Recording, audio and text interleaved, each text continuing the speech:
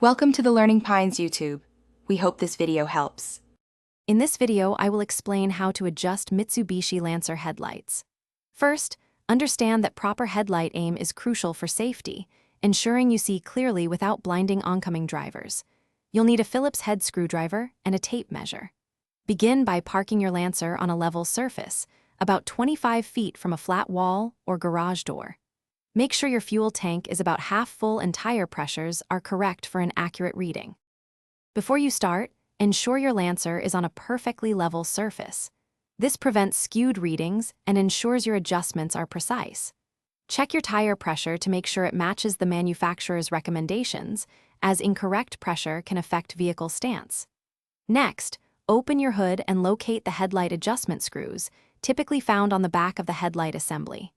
There's usually one for vertical and one for horizontal aim. Now, let's mark your wall. Measure from the ground to the center of your headlight lens and mark that height on the wall. Then, mark the vertical center line for each headlight. For vertical adjustment, turn the top screw to raise or lower the beam until the top edge of the brightest part of the beam is slightly below your marked horizontal line.